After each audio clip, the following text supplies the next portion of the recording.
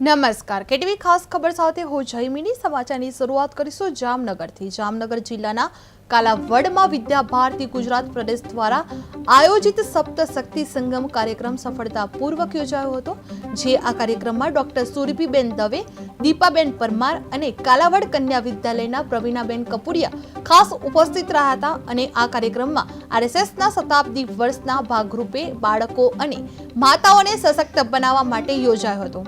જે ઉપસ્થિત માતાઓ અને વિદ્યાર્થીઓને નારી શક્તિ, કુટુંબ પ્રબોધન અને સામાજિક સેવા અંગે માર્ગદર્શન આપવામાં આવ્યું હતું। જે આ કાર્યક્રમમાં ઐતિહાસિક સ્ત્રીઓ જેવા કે રાણી લક્ષ્મીબાઈ, અહલ્યાબાઈ, સોનબાઈ વગેરેનું પરિચય તથા શૈક્ષણિક પ્રદર્શનની પણ રજૂઆત કરવામાં આવી હતી। અંતે ઉપસ્થિત બહેનો અને માતાઓએ કુટુંબ, સમાજ અને પર્યાવરણ માટે સંકલ્પ લઈ સર્વે ભવંતુ સુખીન, સર્વે સંતુ નિરામય શ્લોક સાથે આ કાર્યક્રમ પૂર્ણ કરવામાં આવ્યો હતો।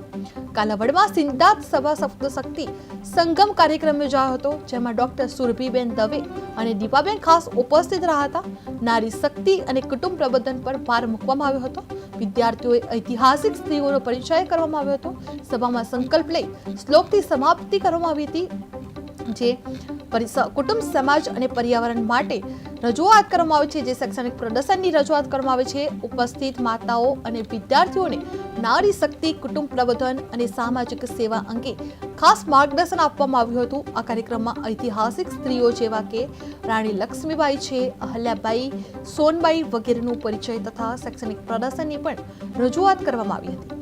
અંતે ઉપસ્થિત બહેનો અને માતાઓએ કુટુંબ, સમાજ અને પર્યાવરણ માટે સંકલ્પ લેવામાં આવ્યો હતો કે સર્વે ભવંતુ સુખીન, સર્વે સંતુ નિરામય આ શ્લોક સાથે કાર્યક્રમ પૂર્ણ કરવામાં આવ્યો હતો।